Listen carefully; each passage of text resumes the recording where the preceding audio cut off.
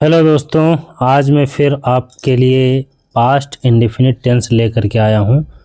Past indefinite tense का interrogative sentence. आज मैं आपको कंप्लीट जानकारी दूंगा। पास्ट इंडेफिनिट का इंट्रागेटिव सेंटेंस क्या है, उसकी पहचान क्या है, उसके रूल्स क्या हैं और बनाने के नियम क्या हैं, मैं विधिवत कंप्लीट जानकारी आपको दूंगा। सबसे पहले मैं आपको बताता हूँ पहचान। पहचान क्या है? देखिए कि इन वाक्यों के अंत में ता था, ती थे, ते थे, या, ये, आ, ई आदि शब्द आते हैं तथा बीते हुए समय में या क्रिया या घटना के बारे में बताता है और प्रश्नवाचक शब्द भी आता है और प्रश्नवाचक चिन्ह भी जो है इसमें होता है। इसका भी थोड़ा ध्यान रखें इसमें कि प्रश्नवाचक चिन्ह भी आपको मिलेगा, तो आप समझ जाइए कि ये इंट्रागेटिव सेंटेंस है। अब देखिए उसके कुछ रूल्स होते हैं। कोई भी ट्रांसलेशन आप बनाते हैं सभी के कुछ रूल्स होते हैं, तो रूल्स क्या हैं? रूल्स ऑफ ट्रांसलेशन देखिए क्या हैं। सबसे पहले कि जब वाक्य के शुरू में क्या शब्द हो तो डिड से बनाते हैं। अगर क्या यानी प्रश्नवाचक अगर शब्द पहले है तो उसको डिड से बनाते हैं, यानी डिड पहले लिखते हैं। यदि प्रश्नवाचक शब्द बीच में हो तो उसकी अंग्रेजी फिर डिड लगाते हैं। डिड एक हेल्पिंग वर्ब है, समझ रहे हैं?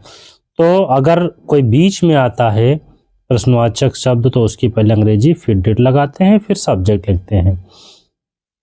आगे देखिए फार्मूला क्या है। इसमें दो तरीके के बनते हैं, समझ रहे हैं? दो तरीके कौन कौन से हैं वो मैं आपको बता दूं कि पहला ये है कि अगर किसी टेंस में प्रश्नवाचक अगर शब्द पहले दिया है तो ये पहले वाले फार्मूले से बनेगा। इसमें डिड पहले लिखेंगे, subject plus V1 plus object plus other word. अगर क्वेश्चन वर्ड बीच में दिया गया है तो आप दूसरे नंबर के फार्मूले से बना सकते हैं।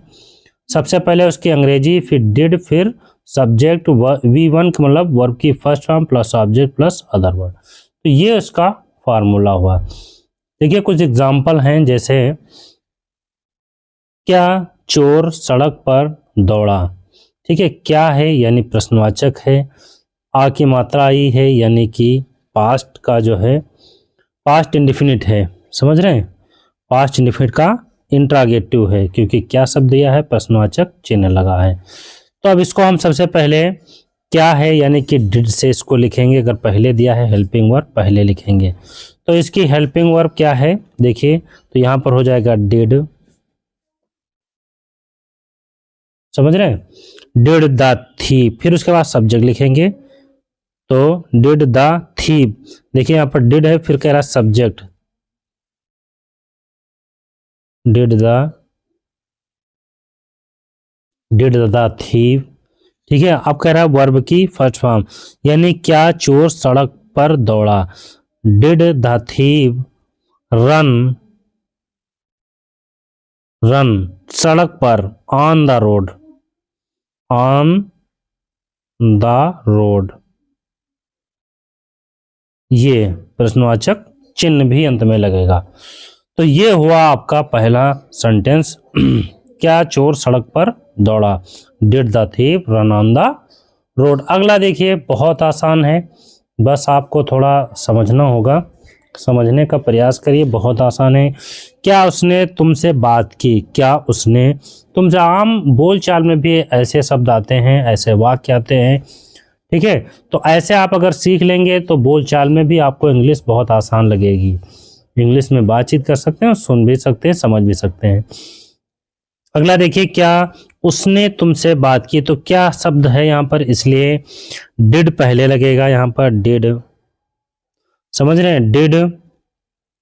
अब है डिड, उसके बाद कह रहा सब्जेक्ट डिड, अब उसके बाद subject he did he talk, did he talk, समझ रहे हैं? Did he talk to you, did he talk to you, क्या उसने तुमसे बात की। तो ये आपका जो है कंप्लीट हुआ है। इसके आगे जो है आपको मैं इसी तरीके से सेंटेंस आपके लिए मैं लेकर आता रहूँगा और बनाता रहूँ, आप बनाते रहेंगे। बस थोड़ा आपको समझना होगा, किसी प्रकार की आपको दिक्कत नहीं होगी।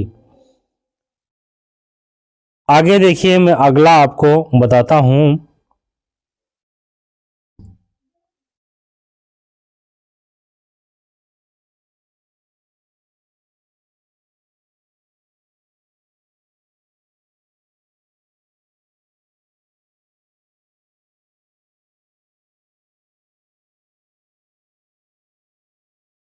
समझ रहे हैं? आगे देखिए, यहाँ पर जो है इसकी स्पेलिंग ये थोड़ा गलत हुई है, ये मैंने सही कर दिया है, टॉक की। अगला देखिए सेंटेंस, अजीत तुमने क्या किया, अजीत तुमने क्या किया। तो यहाँ पर क्या शब्द बीच में आया है, तो इसको सबसे पहले इसकी अंग्रेजी लिखें, व्हाट।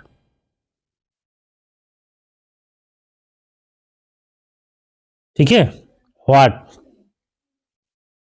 व्हाट।